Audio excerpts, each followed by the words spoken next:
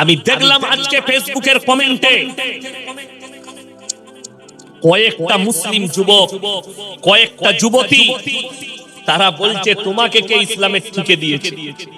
ওই হারামের আওলাদ দিকে বলতে চাই, আল্লাহ যাদেরকে ইলম দিয়েছে, আল্লাহর রাসূল বলেছেন, আল্লাহ তাআলা কোরআনে বলেছেন আতিউল্লাহ ওয়া আতিউর রাসূল ওয়া উলিল আমর ফাইন তানাযাতুম ফি শাইইন ফারুদ্দুহু ইলাল্লাহ। আল্লাহর রাসূলের পরে তোমরা তাদের কাছ থেকে দ্বীন নেবে, আল্লাহ যাদেরকে ইলম দান করবে, কোরআন হাদিসের জ্ঞান যাদের কাছে থাকবে, তুমি মানবে মানো, না মানবে না মানো, তুমি তোমার জবাব দিবে। কলকাতায় পার্ক সার্কাসে, নিউ মার্কেটে, কলকাতায় পার্ক স্ট্রিটে, নিউ টাউনে হাজার হাজার মুসলিম যুবক যুবতী তারা উপেক্ষা করে কোরআন হাদিসকে, রাসূলকে উপেক্ষা করে তারা পালন করতে গেছে মেরি ক্রিসমাস। জানেন মেরি ক্রিসমাসটা কেন? হযরত ঈসা নবীর জন্মদিন শুধু নয়, তাদের আকীদা খ্রিস্টানদের এই দিনে আল্লাহ বাচ্চা জন্ম দিয়েছে। জোরে বলুন নাউযুবিল্লাহ। ঈসা নবীর বাপ তারা আল্লাহকে দাঁড় করিয়েছে যে আল্লাহ, এটা আল্লাহর বেটা ঈসাকে বলেছে, যার কারণে তারা আহলে কিতাব থেকে বেরিয়ে গেছে। ঈসা মাসীহর প্রতি আমাদের বিশ্বাস এবং শ্রদ্ধা। আল্লাহর যতগুলো নবী পয়গম্বর আল্লাহ পাঠিয়েছেন, কোন খ্রিস্টান, কোন ইহুদি মুহাম্মদ সাল্লাল্লাহু আলাইহি সাল্লামকে গালি দিলেও আমরা ঈসা নবীকে, মুসা নবীকে, কোন পয়গম্বরকে আমরা মুসলমান গালি দিতে পারি না, গালি দেওয়া যাবে না। আমরা বিশ্বাস রাখি প্রত্যেকটা নবী আল্লাহর পয়গম্বর। খালি এতটুকুর কারণে এই খ্রিস্টানরা তাদের গির্জায় দুটো মূর্তি রেখেছে। কটা বললাম? এক হচ্ছে মারিয়ামের, তার মা ঈসা নবীর মা মারিয়াম, হযরতে মারিয়ামের। দ্বিতীয় হচ্ছে ঈসা মাসীহ। এই দুটো মূর্তির সামনে তারা উপাসনা করে। কি হিসাবে? এই হিসাবে যে ঈসা হচ্ছে আল্লাহর বেটা আর মারিয়াম হচ্ছে আল্লাহর সঙ্গে সম্পর্ক। জোরে বলুন নাউযুবিল্লাহ। এইটার কারণে আল্লাহ কি করবেন? কোরআনে বলে দিয়েছেন এই পাপের কারণে আল্লাহ রাব্বুল আলামিন কিয়ামতের দিনে দাঁড় করাবেন কাকে? হযরত ঈসা মাসীহ। আর জিজ্ঞেস করবেন, ইসকাল আল্লাহু ইয়া ঈসা ইবনে মারইয়াম আনতা কুলতা লিন-নাস ইত্তাখিদুনি ওয়া উম্মি ইলাহাইনি মিন দুনিল্লাহ। এই ঈসা, তুমি কি বলেছিলে তোমার কওমকে আল্লাহ ছাড়া আমি আর আমার মা আরো দুটো আল্লাহ? ঈসা নবী তখন বলবেন, আল্লাহ যে কথা বলার আমার হক নেই, অধিকার নেই, আমি কেমন করে বলতে পারি? আমি যদি বলে থাকতাম ইন্নাকা আনতা আল্লামুল গুয়ুব, আলিমুল গায়ব, তো আপনি সব জানেন। আল্লাহ বলবেন আমি জানি। এদিকে বিশ্বাস স্থাপন করানোর জন্য দাঁড় করিয়েছি। শুনলেন? কোন মুসলিম যুবক পহেলা জানুয়ারি কেউ পালন করবেন না। জোরে বলুন ইনশাআল্লাহ। জানুয়ারিতে যারা পিকনিক করবে হারাম।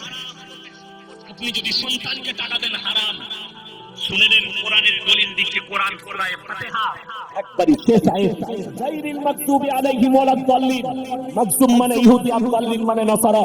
এই দুটো দলই পদভ্রষ্ট, আর এদের যারা অনুসারী হবে তারাও পদভ্রষ্ট হয়ে যাবে। আপনারা যারা উস্তাদ হাওড়া, হুগলি, 24 পরগনা, মিঠিয়াপুরের কাপড় ব্যবসায়ী যত আছে, এই পহেলা জানুয়ারি আপনি আপনার কারিগরকে করার থেকে টাকা দিবেন না। তাকে রমজান মাসে একদিন ইফতারি করিয়ে দেন, রমজান মাসে একদিন বিরিয়ানি খাইতেন, নেকি পাবেন। রমজান মাসে একদিন ভালো ইফতারি করিয়ে দেন, নেকি পাবেন। কিন্তু কেউ যদি জিদ করে পহেলা জানুয়ারি ফিস্ট করে, সবথেকে দুঃখ আপনি পিকনিক স্পটে যাচ্ছেন যেখানে হাজার হাজার জিনা, মদ, গাঁজা ইত্যাদি, আর আমাদের মুসলিম যুবকরা এই দিনে ডিজে বাজিয়ে হিন্দি গান চাপিয়ে ডান্স করে গাড়িতে বেঁধে নিয়ে যাচ্ছে পিকনিক স্পটে আর রান্না করে খাচ্ছে। হে আমার মুসলিম যুবক, তোমার কি ঈদ পছন্দ হলো না? তোমার কি বকরা ঈদ পছন্দ হলো না? তোমার কি মুহররম পছন্দ হলো না? তোমার কি মুহররমের মাস, বরকতপূর্ণ মাস, এই মাস কি তোমার পছন্দ হলো না? খাও না। কত খাবে? রমজান মুবারকের মাসে ইফতারি কত করবে? আজকে একটা ইফতারি করবে সবাই, জামাত ইফতারি করবে, বিরিয়ানি করে খাও রমজান মাসে, তারাবি পড়া সবাই বিরিয়ানি একসাথে খাবো। হারাম হারাম হারাম, বরঞ্চ নেকি আছে। মুসল্লিদিকে দাওয়াত দিলেন, আমরা সবাই টাকা খরচ করব, আপনারা যারা মুসল্লি আছেন তারাবি পড়বেন, রোজা রেখেছেন রোজদাররা সবাই খাবেন, আপনি নেকি পাবেন। কিন্তু পহেলা জানুয়ারি হারাম পালন করবেন না।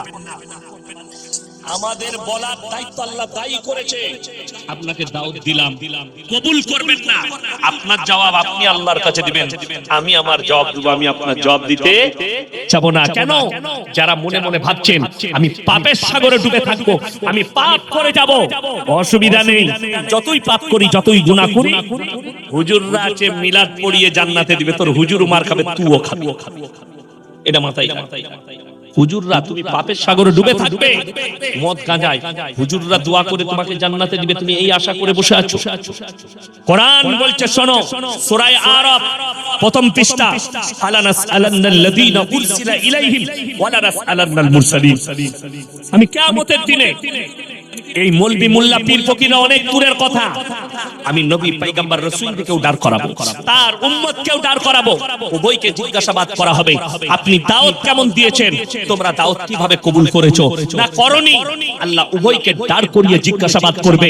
আপনি যদি ব্যর্থ হন যে নবীর দাওয়াত আপনার কাছে পৌঁছেছে, রাসূলের দাওয়াত পৌঁছেছে, কোরআনের দাওয়াত পৌঁছেছে, রাসূলের সুন্নাত আপনার কাছে পৌঁছেছে, কিন্তু আপনি গ্রহণ করেননি, আপনি এড়িয়ে গেছেন, আপনি ব্যর্থ হয়েছেন, আপনার জন্য জাহান্নাম ছাড়া আর কিছুই থাকবে না। সেই দিন আপনি বিপদগামী হবেন।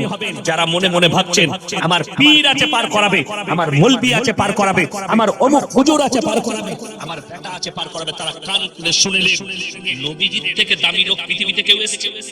কথা বলেন, আসেননি। নবীজি সাল্লাল্লাহু আলাইহি সাল্লাম নিজের চাচা জানকে কলমা পড়াতে পারেন। কথাটা বুঝতে পেরেছেন? তাহলে আমার মতো ছোট মৌলবি আপনাকে কি করে জান্নাতে নিয়ে যাবে? নাম্বার 1, নবীজি সাল্লাল্লাহু আলাইহি সাল্লাম এনার চাচা যান যখন মৃত্যুর শয্যায়, নবীজির কাছে এসে বললেন, ইয়া রাসূলুল্লাহ, আপনার চাচা যান জানো মারা যাবেন। নবীজি ছুটে গিয়ে চাচার হাতটা ধরলেন। শেষ অবস্থা নবীজি বললেন, হে আমার চাচা, আপনি একবার খালি কলমাটা পড়ে দিন, আমি আল্লাহর কাছে কেঁদে কেঁদে আপনার জন্য ক্ষমা চাই। নবীজি চাচার উত্তর কি বেরিয়েছে জানেন? হে আমার ভাইপো, আমি যদি এক্ষুনি কলমা পড়ি, লোকে বলবে মৃত্যু ভয়ে কলমা পড়েছে, আমি কলমা পড়তে পারবো না। আল্লাহ পাঠালেন রাসূলের কাছে, ইন্নাকা লা তাহদি মান আহবাবতা ওয়ালাকিন্নাল্লাহা ইয়াহদি মান ইয়াশা। হে আমার নবী, শুনে নাও, সকলে বলুন হিদায়াতের মালিক কে? হিদায়াতের দপ্তর আমার হাতে, আমার ইচ্ছা নেই তোমার চাচা কলমা পড়তে পারবে। নবীজি চোখ দিয়ে পানি। আল্লাহর নবী বললেন, ওগো আল্লাহ, তুমি আমাকে যতদিন না নিষেধ করছো, আমি আমার চাচার জন্য কেঁদে কেঁদে ক্ষমা চাইবো। নবীজি চাচা চলে গেছেন দুনিয়া ছেড়ে, আল্লাহর নবী হাত তুললেন আল্লাহর কাছে, চোখের পানি, দাড়ি মুবারক রাসূলের ভিজে গেছে, আল্লাহর কাছে কাঁদছেন, আল্লাহ তুমি আমার চাচাকে ক্ষমা করে দাও। আল্লাহ রাব্বুল আলামিন রাসূলের কাছে জিবরিল আমিনকে আয়াত নিয়ে পাঠালেন, কি বলে? মা কানা লিন নাবিয়্যি ওয়াল্লাযীনা আমানু আন ইস্তাগফিরু লিল মুশরিকিন ওয়ালাউ কানু উলি কুরবা। হে নবী এবং মুমিন দুজন, তোমরা শুনে নাও, যারা মুশরিক হয়ে বেঈমান কাফের হয়ে বিদ্দিন হয়ে মারা গেছে, তাদের জন্য দোয়া করতে পাবে না, সে যদি তোমাদের নিকটতম আত্মীয় হয়। তাও দোয়া করতে পাবেন না। নবীজি নিজের চাচার জন্য দোয়া করতে পাইনি, আল্লাহ নিষেধ করে দিয়েছেন। আর তোমার জীবনটা মদের ভাটিতে আর গাঁজার ভাটিতে কাটাবে, চিরজীবন মদের ভাটিতে কাটিয়ে দিলে, আর তুমি বলছো হুজুরকে দিয়ে মিলাদ পড়িয়ে জান্নাতে যাবো, তোর হুজুর মার খাবে, তুইও খাবি। জীবনে কিচ্ছু না। আচ্ছা বলুন তো, যে কোনো হুজুরকে, দেওবন্দি হোক, আহলে হাদিস হোক, ফুরফুরা হোক, আজান গাছি হোক, যে দলেরই হোক, তাকে যদি দোয়া করতে ডাকেন, কোন হুজুর এই দোয়া করে? আল্লাহ আমাকে দেশি মুরগি দিয়ে ভাত দিয়েছেন, গাওয়া ঘিয়ের পরোটা খাইয়েছেন, 5000 টাকা দিবেন, এর আব্বা 5 বোতল মদ খেয়ে মারা গেছে, আল্লাহ আমাকে যখন এত খাতির করেছে, তোমাকে আমাকে জান্নাতে দিতেই হবে। এই দোয়া শুনেছেন পুরো হুজুরের? আমরা কি দোয়া করি? আল্লাহ মুমিনিন মুমিনাত, মুসলিমিন মুসলিমাত, হুজুরদের দোয়া কি? মুমিনিন মুমিনাত মুসলিমিন মুসলিমা। এই দোয়া করে আল্লাহ মুমিন মুমিন মুসলিমিন মুসলিম এদিকে তুমি ক্ষমা করে দাও। তো যদি মুমিন হয়, আচ্ছা যে 4 বোতল মদ খেয়ে মরে গেল সেটা পাক্কা মুমিন মনে হয় নাকি? আপনারা বিচার করবেন, আমি বলবো। আমাদের দেশে মুসলিম ঘরে বাস করছে নাস্তিক, আল্লাহ মানে না, রাসূল মানে না, তারও জানাজার নামাজ হয়। ঠিক বললাম না ভুল বললাম? তার জানাজা পড়া যাবে না। যদি জানা যায় এই লোকটা প্রকাশ্যে নাস্তিক, যদি জানা যায় এই লোকটা প্রকাশ্যে বেঈমান, আল্লাহ মানে না, রাসূল মানে না, কোরআন মানে না, সে যদি মারা যায় তার জানাজার নামাজ পড়া জায়েজ নাই। কেউ যদি জেনে শুনে পড়ায় সেই মৌলবি কিয়ামতের দিনে কঠিন পাকড়াও হবে, যেহেতু সে পেটের জন্য পড়িয়েছে, আর তার পেটে সে খাবার নয়, সেই মৌলবি আগুন হচ্ছে। দলিল দেই, তসলিমা নাসরিন এর নামটা মুসলমান, এ যদি মারা যায় আর জানাজার নামাজ যদি কোনো মৌলবি পড়ে 100% সেই মৌলবি আর জান্নাতে যেতে পারবে, এর মধ্যে কোনো সন্দেহ পড়াই যাবে না, হারাম। তসলিমা নাসরিনকে কি করতে হবে? পুড়িয়ে দেখ, নাহলে কুকুরকে খাইয়ে দেখ, নাহলে শুয়োরকে খাইয়ে দেখ। এই কলকাতার আর একটা হারামের আওলাদ আছে, নাজিয়া ইলাইক, নিজেকে মুসলিম বলছে কিন্তু এই মুসলিম নয়। আমি একে 3 বার ইনভাইট করেছি, একটা বায়ান আমি দেখলাম আমাকে গালি দিয়েছে, ও বলেছে আমাকে চর মার। ওই মেয়েটা, আমি বলেছি তোর বাপের 14 পুরুষের হিম্মত না, আমার গলায় কোনো পাটির পাট্টা লাগানো নাই। আর আমি জানি কুত্তার দুটো কন্ডিশনে চিল্লা, এক যখন তার পেছনে মালিক দাঁড়িয়ে থাকে তখন, আর তা না হলে পাগল হয়ে গেল, হয়তো পাগল হয়ে গেছে বলে এরকম চিল্লাচ্ছে। 24 ঘন্টা নামাজ, টুপি, টুপি, দাড়ি, ইসলাম, রাসূল এই নিয়ে গালিগালাজ করছে আর নিজেকে মুসলিম বলছে। এ যদি মরে যায়, এর জানাজার নামাজ যে মৌলবি পড়াবে কিয়ামতের দিনে আল্লাহর কসম থেকে আল্লাহ এমন জায়গায় দাঁড় করাবে।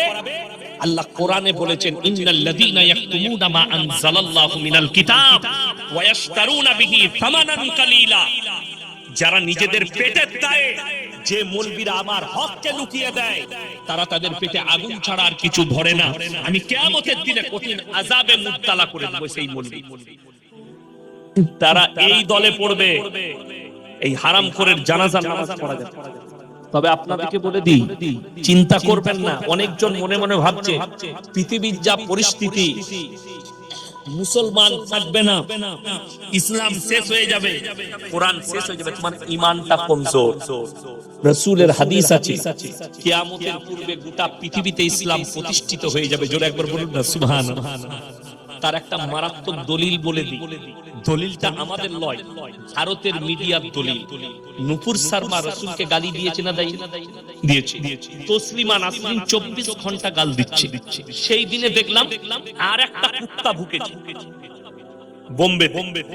তারপরে দেখলাম উত্তর প্রদেশে না দিল্লিতে জ্যোতি নরসিংহা বলে একটা হারামের আওলাদ আছে, সেও গালি দিচ্ছে।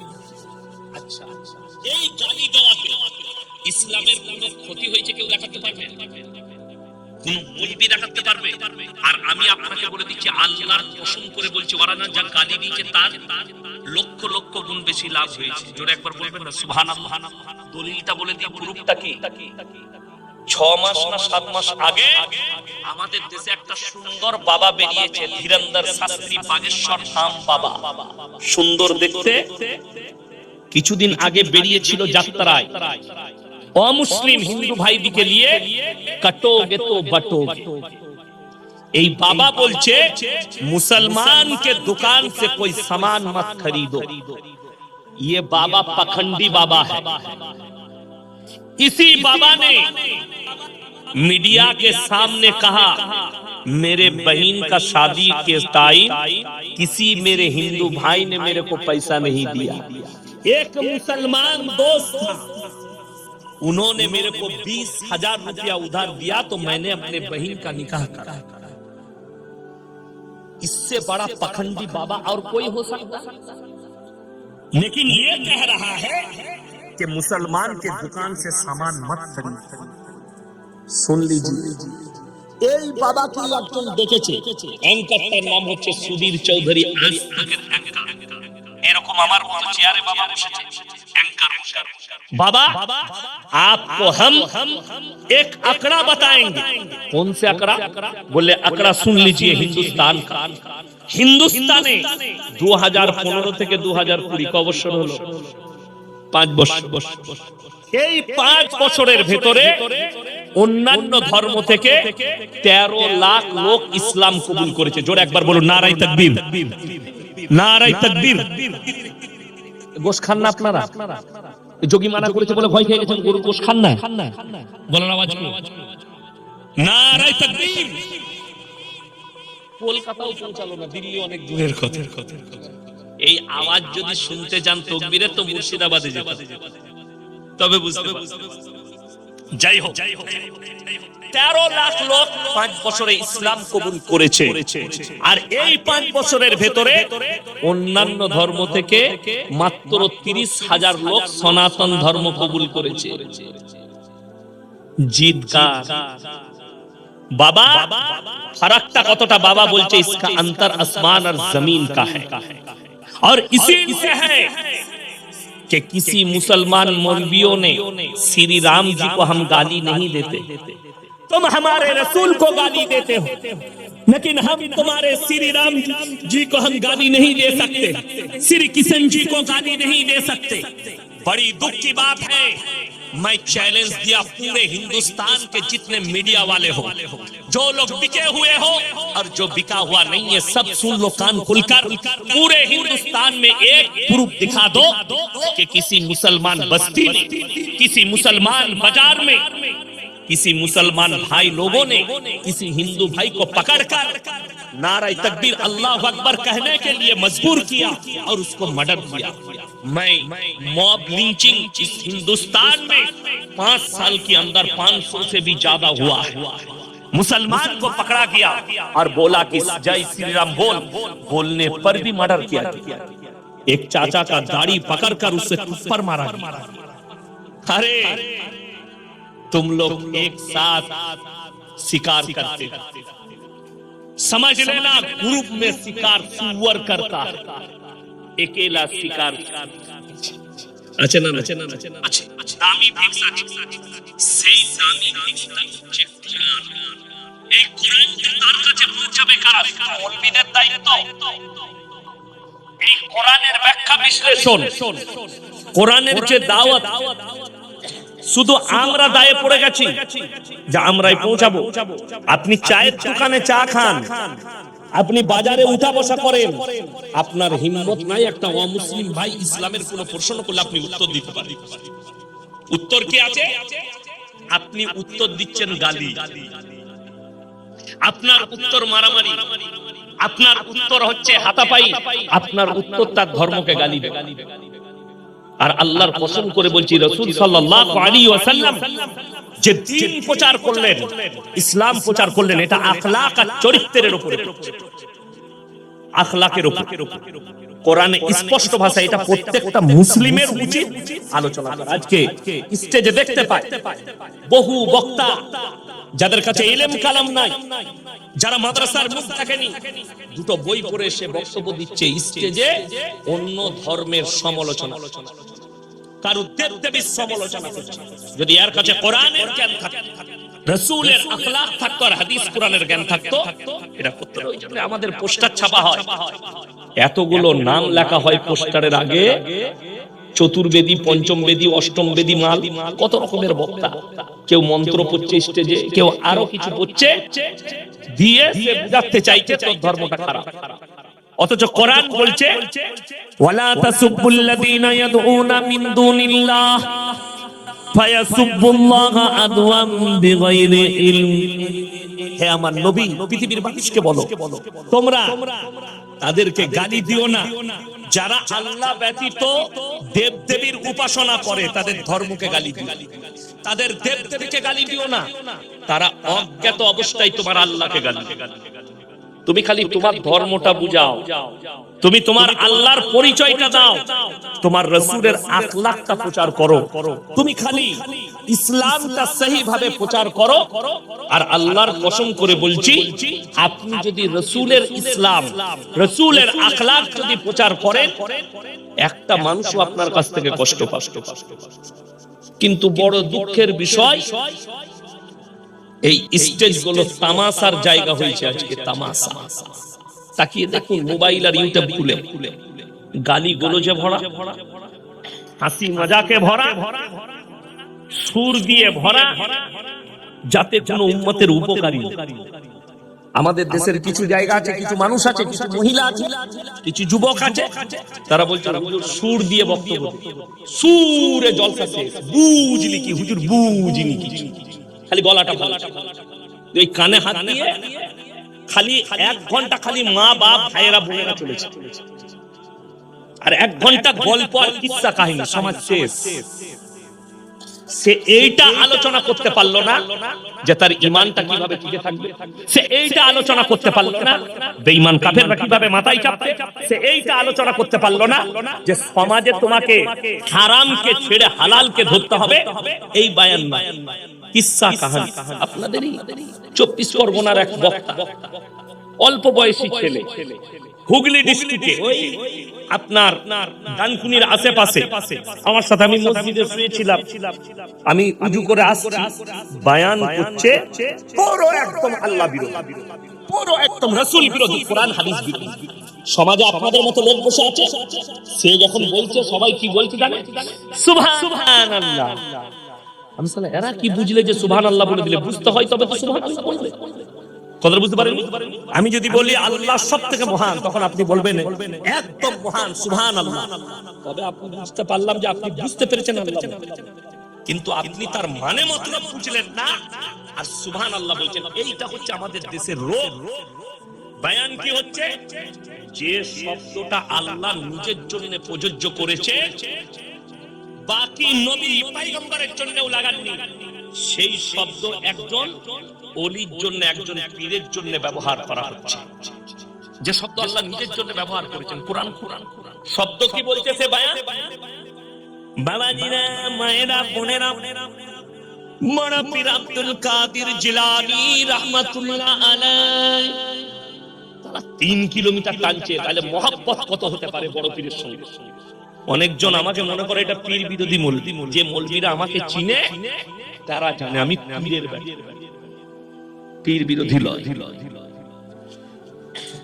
আমার ভাই, দুঃখটা এক জায়গায়, এই 3 কিলোমিটার টেনে বলছে বড় পীর আব্দুল কাদের জিলানী এত উঁচু মানুষ ছিলেন, তিনার বর্তমান আল্লাহ এত দিয়েছিলেন, গোটা যত সমুদ্র আছে সমস্ত সমুদ্রের পানিগুলো যদি কালি করে দেওয়া হয় আমার বাবাজিরা, আর পৃথিবীর যত গাছ আছে সব যদি কলম করে দেওয়া হয়, আর বড় পীরের তারিফ, বড় পীরের প্রশংসা যদি পৃথিবীর মানুষ লিখতে শুরু করে, বা কিয়ামতের সকাল পর্যন্ত লেখে শেষ করতে পারবে না। সবাই বলছে সুবহানাল্লাহ, সালা বড় পীর এরকম লোক ছিল। আমি স্টেজে গিয়ে বসলাম, কারণ তুমি পালিও না, কোথায় পড়াশোনা করেছো? হুজুর মা চাই কিছুদিন পড়ে এলাম। তাহলে দোষ তোর নাই, দোষ এদের যে দাওয়াত দিচ্ছে তা। চলো উঠো, হাঁটো এখান থেকে। তাকে আমি জিজ্ঞেস করলাম, হে মুসলমান, যে শব্দ নবীজির জন্য আল্লাহ ব্যবহার করেন, একটা মৌলবি আপনাদের এখানে কোন বাপের বেটা 24 পরগনার মৌলবি যদি বার করতে পারে যে আল্লাহ রাব্বুল আলামিন হাদিসের মধ্যে এবং কোরআনে রাসূলের জন্য এই ভাষা ব্যবহার করেছেন, রাসূলের জন্য প্রযোজ্য, আমি আর জীবনে বক্তব্য দেব না, খালি এসে প্রমাণ করে দিবে কোরআন থেকে এটা রাসূলের জন্য প্রযোজ্য। আর আমি আপনাকে প্রমাণ দিচ্ছি, গোটা কোরআনের মধ্যে সূরা কাহাফ, সূরা বললাম সূরা কাহাফ একবারই শেষ আয়াতের আগের আয়াত, সূরা কাহাফের যেখানে মারিয়াম, সূরা মারিয়াম শুরু হচ্ছে 16 পারায়, তার আগে একটা আয়াত আগে আল্লাহ রাব্বুল আলামিন নিজে কি বলছেন কোরআনে কার জন্য? পৃথিবীতে শুনে নেন, আল্লাহ কসম করে বলছি, একটা মানুষ নিজের প্রশংসা করার যোগ্যতা রাখে না, স্বয়ং সির্ফ আল্লাহ রাখেন। জোরে বলুন সুবহানাল্লাহ। নিজের প্রশংসা করার যোগ্যতা একমাত্র আল্লাহর আছে, বাকি পৃথিবীর কারণ নাই।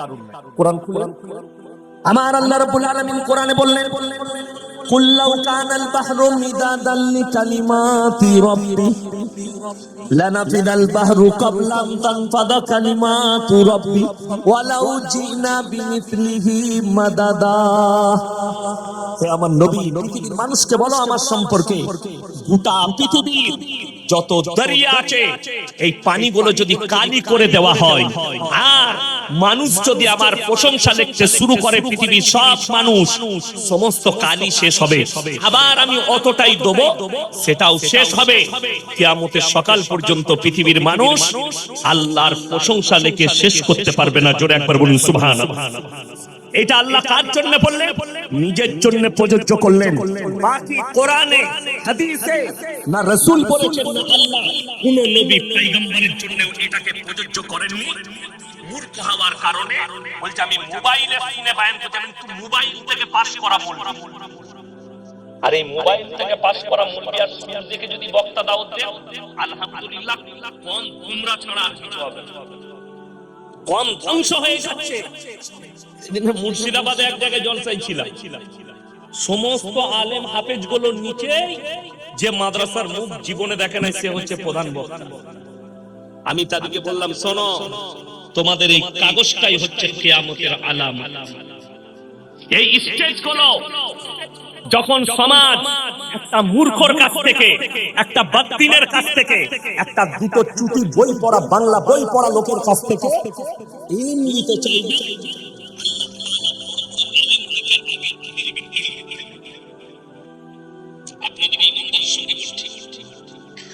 একটা লোক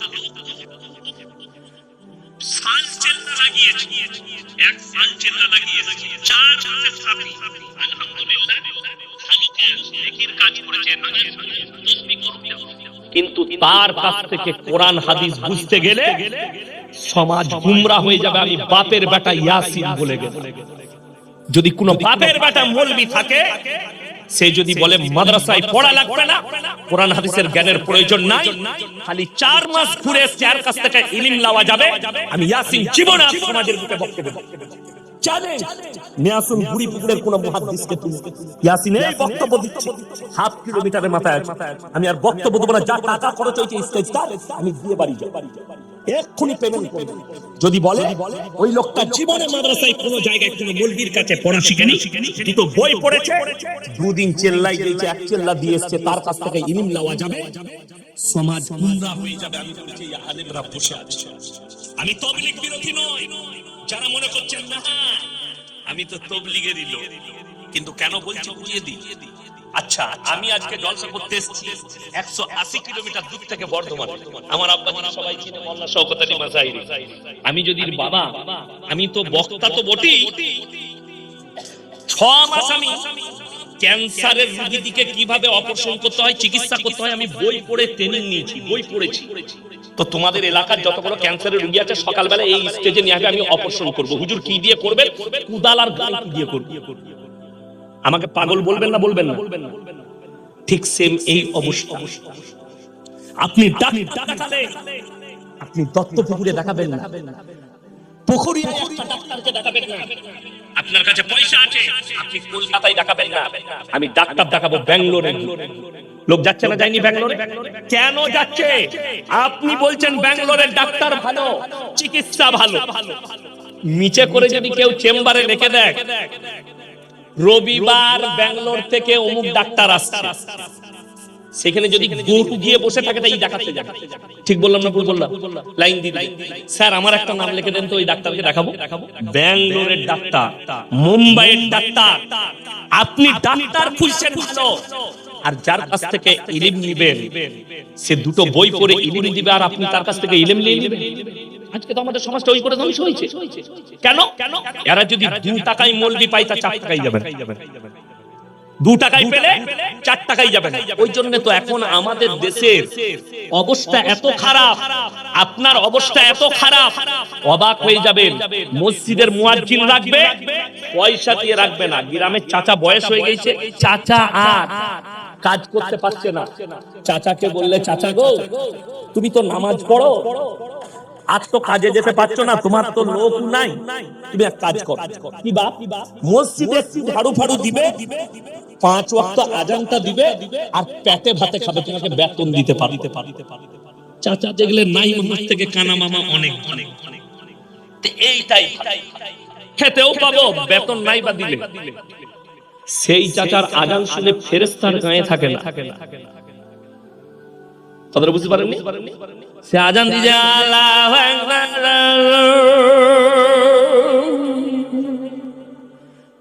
যা বুঝে পড়ে। আরে এগুলো সমাজে আপনারা ইসলামটাকে মজাকের পাত্র বানিয়েছেন।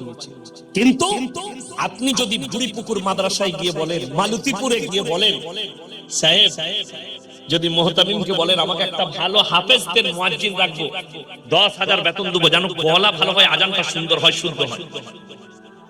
সেই 10,000-এর মুয়াজ্জিনের আজান গ্রামের লোকের তর হয়ে যাবে, দিল শুনবে তর হয়ে। আল্লাহু আকবার, আল্লাহু আকবার। ভালো লাগবে না খারাপ? আচ্ছা এই আজানটা ভালো না আল্লাহু আকবার, এটা ভালো? আপনি ভালো বুঝবেন, আপনারা শুদ্ধতা আলেমরা বুঝতে পেরেছে। ওই জন্যই তো আমার আব্বার জলসায় আছে 10 টাকার মাইক, 10 টাকার মৌলবি, 10 টাকার মিষ্টি, মিলাদ, জান্নাত কত লিবি আপনারা রেখে দিয়েছেন, জান্নাত ওইভাবে মিলাদে। বড় কষ্ট লাগে, দিনটাকে বোঝার চেষ্টা করুন। হাত তুলে বলুন তো আজ থেকে সবাই আমরা দ্বীনি শিক্ষা অর্জন করব, জোরে বলুন ইনশাআল্লাহ। আপনার সন্তানকে মক্তবে পাঠান, এলাকার মাদ্রাসায় পাঠান, দ্বীনি শিক্ষা অর্জন করুন। দিন না থাকার কারণে দিন কতটা অর্জন করতে হবে কোন মৌলবি বলতে পারবে না। আপনাকে মুহাদ্দিস হতে হবে, মুকাররির হতে হবে, মুফাসসির হতে হবে না। হাফেজ মৌলবি কারি মুফতি হওয়া লাগবে না। দিন অতটা হাসিল করতে হবে, অতটা হাসিল করা ফরজ। দ্বীনি ইলম যতটা করলে হারাম হালাল চিনতে পারে, দ্বীন আর বাতিল চিনতে পারেন, শিরক আর বিদআত চিনতে পারেন, কুফরি চিনতে পারেন, বেঈমান কাফের রাজ্যে জাল আপনার উপরে ছুঁড়েছে, ওই ইলমের দ্বারা যেন আপনি দেখতে পান যে বেঈমান কাফের আমার উপরে জাল ছুটছে। এই জাল যদি আপনি দেখতে না পান, আপনার কাছে যেমন আপনাকে বলে দিল, আপনাদের 24 পরগনায় আমার বর্ধমান থেকে বালি আসে না, কলকাতায় আসে। সব থেকে দামি বালি যে ঘাট, সেই ঘাটটা আমার বাড়ির পাশে, সিল্লার ঘাটের বাড়ি। যারা গাড়ি চালায় তারা প্রত্যেকদিন 5 থেকে 6,000 গাড়ি লোড হয়, লরি। বহু মুসলিম ছেলে 24 পরগনার গাড়ি চালায়। আমার বর্তমানের ছেলেরা বালির লরি চালায়, বালি ব্যবসা করে, লরি করে বালি নিয়ে আসে কলকাতায় 24 পরগনা। বালি লোড করে যেমনি হাই রোডে, দিল্লি রোডে উঠলো, উঠি একটা হোটেলে দাঁড়িয়েছে, মুসলিমদের ছেলে, ড্রাইভার মুসলমান, খালাসি মুসলমান, দু বন্ধু গাড়ি চালায়। হোটেলে ঢুকি, ভাই এক বোতল মদ খাওয়া হয়ে গেল। এরপর হযরত বলছে মুরগির মাংস আর রুটি নিয়ে আয়। সে বেচারা মুরগির মাংস আর রুটি হোটেলের কর্মচারী এনেছে, তখন হারামখোর জিজ্ঞেস করছে মুরগিটা জবাই না কাটা, আমরা মার করে হারাম। আচ্ছা যে লোকটা মদ খেলো তার রেটে জিজ্ঞেস করে লাভ আছে? হ্যাঁ, কাটা না গুটা, কত দুঃখের বিষয় যে মদ খাচ্ছে, অথচ মুরগিটা খাবার সময় দিকে জানে মুরগিটা জবাই খেতে হবে, বাকি মদটা খাওয়া ঠিক। কেন এটা করলো? এটা ওর দোষ নেই, ওর মা বাবা আর পরিবারের দোষ। ওর মা বাবার দোষ, ছোটবেলায় যদি ওকে মক্তবে পাঠাতো, ওকে যদি দ্বীনি শিক্ষা দিত, ওর কাছে যদি দ্বীনি ইলমটা থাকতো, তো নিশ্চয়ই জানতো মদটাও স্পর্শ করা হারাম, কাটা মাংসটাও। চলুন আপনার ধর্মকে কতটা রেসপেক্ট করে আপনি জানেন? আপনার বারাসাত থেকে একটা 34 নম্বর জাতীয় সড়ক বেরিয়েছে, যেটা ডালখোলা হয়ে আসাম যাচ্ছে, আছে না? এই রোডটা হচ্ছে বকখালি ডালখোলা রোড, ম্যাপেতে উঠে বকখালি ডালখোলা রোড, 34 নম্বর জাতীয় সড়ক। এই জাতীয় সড়কে বহরমপুর, মুর্শিদাবাদ বহরমপুর পার করার পরে বাইপাস পেরোনোর পরে পলসন্ডা মোড়, পলসন্ডার পরে একটা হোটেল আছে, হোটেলটা পাঞ্জাবিদের পাপ্পুদা ধাবা হোটেল। ওই হোটেলে 3টে বোর্ড লাগিয়েছে। কেন? তারা জানে আমরা যে জায়গায় ব্যবসা করছি এটা মুসলিম প্রধান এলাকা। আর মুসলমানদের কাছে মদ স্পর্শ করা হারাম। 1 নম্বর বোর্ড লেখা আছে মদ বিক্রি করা নিষেধ, 2 নম্বর বোর্ড মদ পান করা নিষেধ, 3 নম্বর বোর্ডটা যেটা দিয়ে আছে নো স্মোকিং, ধূমপান নিষেধ। তারা জানে আমরা যেখানে ব্যবসা করছি মুসলিম প্রধান, আর আপনাকে আমি দেখিয়ে দেব তার হোটেল থেকে 10 কিলোমিটারের মাথায় মুসলিমদের হোটেল আছে, হারামখোর মদ খায়, মদ বিক্রি করে। আপনাদের 24 পরগনায় নাই কথা বলে, মুসলিম মদ খাচ্ছে, মদ বিক্রি করছে। আপনাকে আমি দত্তপুকুরে দেখিয়ে দেব, আপনাকে আমি হাড়োয়াই দেখিয়ে দেব মদ পান করে, মদ বিক্রিও করে।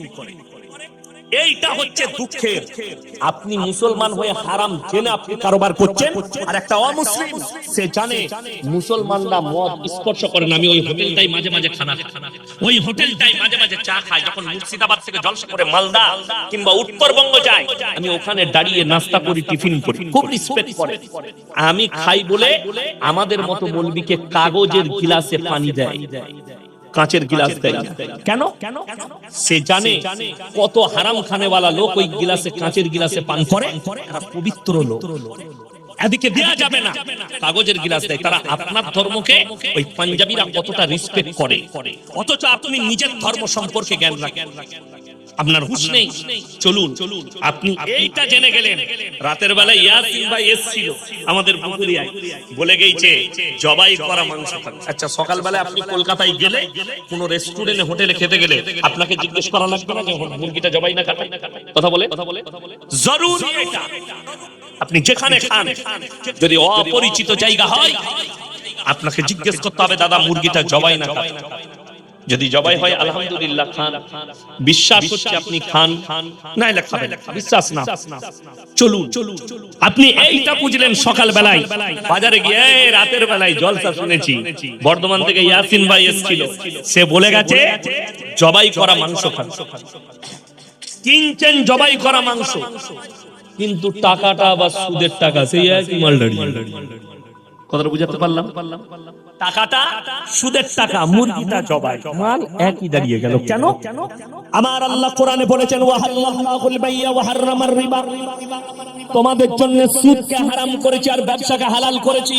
যদি বলুন সুবহানাল্লাহ, ব্যবসা হালাল, আপনি ব্যবসা করুন, ব্যবসায় বরকত দিয়েছে, ব্যবসা রাসূলের সুন্নাত, আপনি ব্যবসা করুন, কোনো অসুবিধা নেই। সুদ হারাম। প্রথমেই একজন আলেম বক্তা বয়ান করছিলেন এই স্টেজে যে সব থেকে নিম্ন পাপ, 1 টাকা যদি কেউ সুদ খায়, নিজের মায়ের সঙ্গে 36 বার জিনা করার সমান পাপ হবে। এটা রাসূল সাল্লাল্লাহু আলাইহি ওয়াসাল্লামের হাদিস। সব থেকে যারা সুদ খায়, আচ্ছা আপনি বলুন, এখানে এমন একটা ব্যক্তি হাত তুলেন যে জানেন না সুদ খাওয়া হারাম? সবাই জানে না? জানে না সুদ খাওয়া হারাম। এইটা জানার পরে যে মুসলিম সুদ খেলো, সে আল্লাহর সঙ্গে যুদ্ধ ঘোষণা করলো না? সে রাসূলের সঙ্গে যুদ্ধ ঘোষণা করলো না? অথচ আমাদের দেশে অবাক হবেন, মসজিদে মদ খেয়ে কেউ ঢুকতে পায় না, গাঁজা খেয়ে ঢুকতে পায় না, সুদখোররা আতর লাগিয়ে নামাজ পড়তে পায় জুম্মায়। ঠিক বললাম না? কোনো বাধা নেই। সুদ খাচ্ছে, হারামখোর নামাজ উপর, আর লোককে বলছে আমি মুমিন। তুমি কি তোমার দিনকে জিজ্ঞেস করো? তোমার তো মসজিদে প্রবেশই করা যায় না। যে প্রত্যেক দিন মায়ের সঙ্গে জিনা করার পাপ করছে, তার আর মসজিদে প্রবেশ করা যায়? করতে পাবে যদি মসজিদের দরজায় পাটা রেখে বলেন আল্লাহ যত পাপ করেছি জীবনে, তুমি আমার সব পাপকে মুছে দাও, আমি আজ থেকে আর এই সুদের ধারে পাশে যাব না, আল্লাহ তোমার গুনাহগুলো ক্ষমা করে দিবেন। যারা মনে করছেন আমি পাপের সাগরে ডুবে গেছি, এত পাপ করেছি, আমি কি ইস্তেগফার করলে আল্লাহ ক্ষমা করবেন? সূরা ফুরকান। যারা পাপ করেছেন মনে মনে ভাবছেন, যাদের মনে হচ্ছে কাল থেকে আর পাপ করব না, নামাজ পড়ব, আল্লাহর ধ্যানে যাব, রাসূলের আখলাকে যাব, তারা শুনেলেন সূরা ফুরকানে আল্লাহ ওয়াদা করেছেন